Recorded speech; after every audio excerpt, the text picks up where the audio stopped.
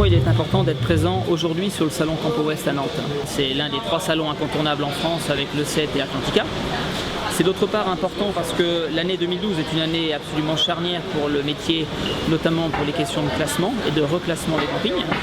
C'est important pour le président du BHPA d'être présent puisque ce salon est organisé par les fédérations régionales des Pays de la Loire, du Centre et de Bretagne, et que le salon Campo West participe de manière très importante et significative au financement et à la vie quotidienne des fédérations régionales pour leur action au quotidien.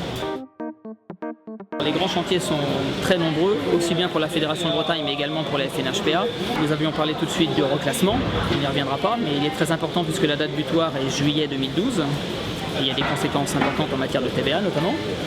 Mais en Bretagne, de par notamment la dimension de notre linéaire côtier, on a des problématiques particulières en matière d'application de la loi littorale et d'application des plans de prévention des risques de submersion marine, qui peuvent poser des soucis très importants à certains établissements situés en bord de mer, en zone à risque notamment. On a bien entendu, comme pour d'autres professions, les questions d'accessibilité des personnes handicapées.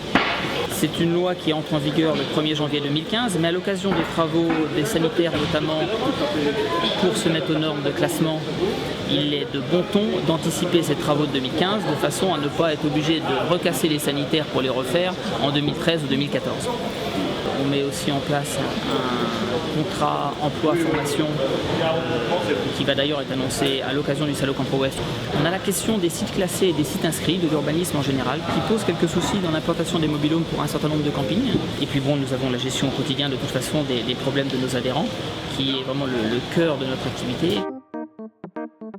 On a fait le constat que dans notre profession traditionnellement saisonnière, nous embauchions jusqu'à présent des étudiants en été, principalement, à part les campings de taille importante. Et il était important de créer des emplois durables dans des campings de taille plus modeste, voire des petits campings, en permettant aux salariés de se former en hiver, pris en charge par la collectivité, notamment par les fonds de formation. Les formations ne sont pas prises en charge, pas payées par le camping directement. Et ce qui permettra au camping d'avoir à disposition du personnel depuis le mois d'avril jusqu'au mois de septembre-octobre, à un moment où on constate dans les réservations que les avant- et après-saisons occupent un poids de plus en plus important de notre activité annuelle.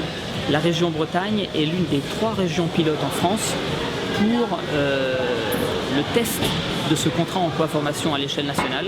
Et en cas de succès, et nous n'en doutons pas, eh bien, ce contrat emploi-formation pourra être dupliqué dans les autres régions de France.